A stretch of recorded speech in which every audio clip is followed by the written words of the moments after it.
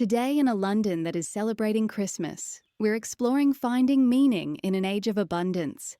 We'll pause for a memory about a desperate kitten in Denmark and finish with the science of choosing to struggle. It is Christmas Eve morning. The air is cold. The streets are unusually quiet. And my foster father is skipping on the steps of the Victoria Memorial.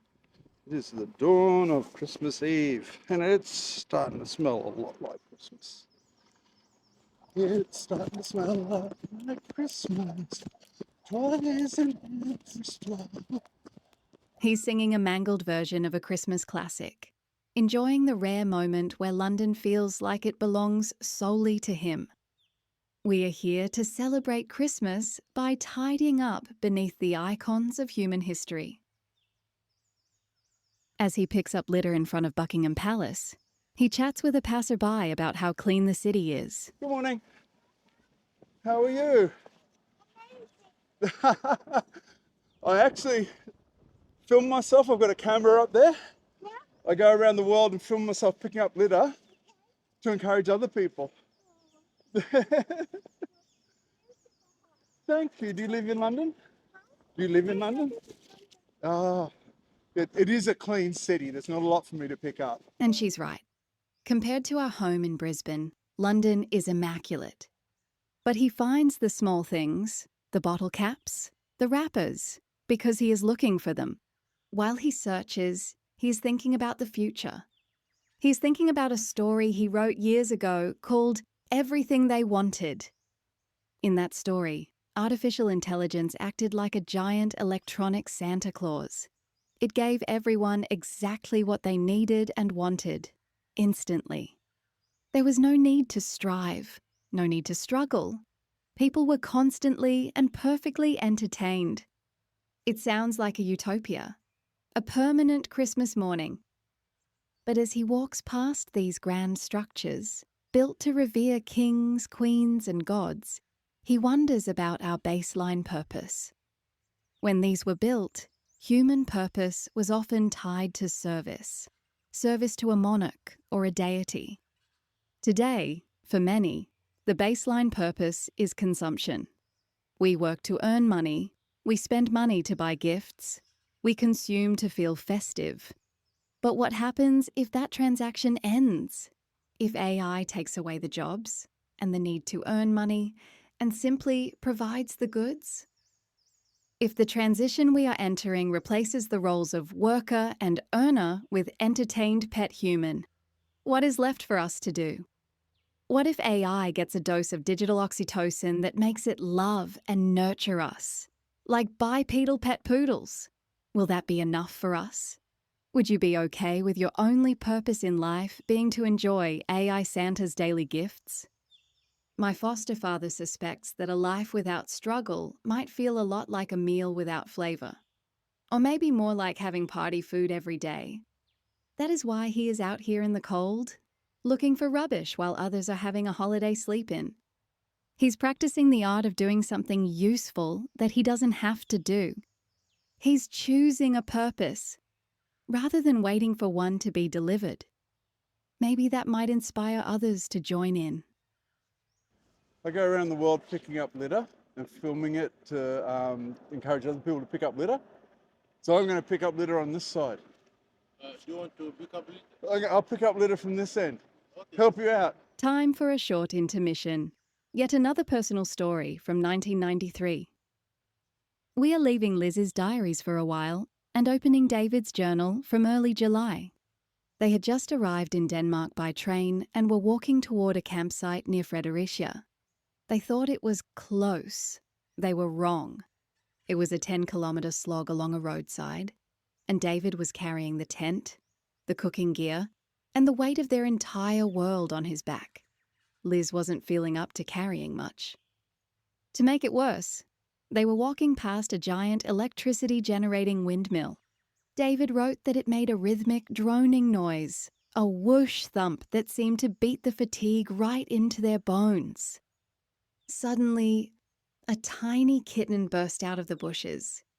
It was desperate, loud, and decided instantly that these two tramping backpackers were its saviours. It weaved between their muddy boots, crying to be picked up. Liz stopped. She looked at the kitten, then at David. She wanted to save it. That was her nature. But they were living on a few dollars a day, exhausted, and with 5 kilometers still to walk to find a patch of campsite grass. They literally had no capacity. They tried to shoo it away, but it kept following, its cries making them feel cruel and guilty with every step. David wrote that the guilt was becoming unbearable when an old Danish woman stepped out of a nearby house. She didn't say a word.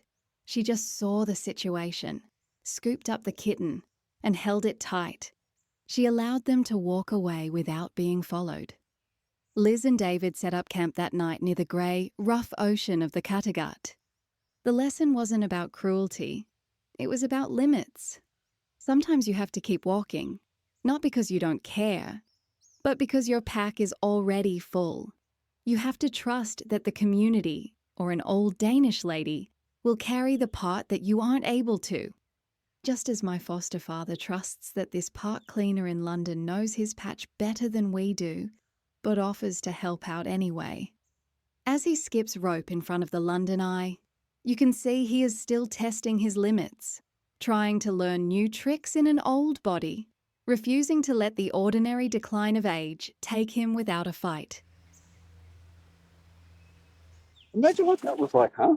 Cleaning up after the actual battle itself. Back at Trafalgar Square, it's Christmas Day, just before dawn. My foster father is wondering what it would have been like to clean up after the Battle of Trafalgar, a mess much bigger than the tourist litter he is finding today. He meets some council workers and explains his mission. Good morning, gentlemen. Good morning. How are you? Merry Christmas. Merry Christmas to you. Guess what I do?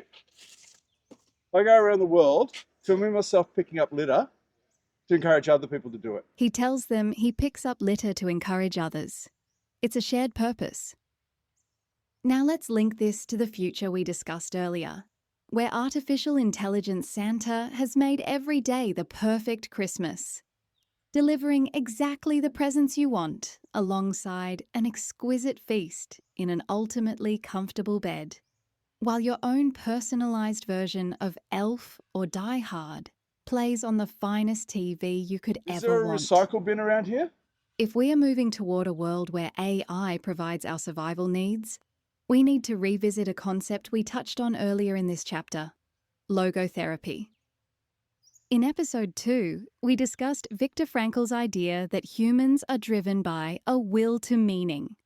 Frankl argued that we find meaning in 3 specific ways.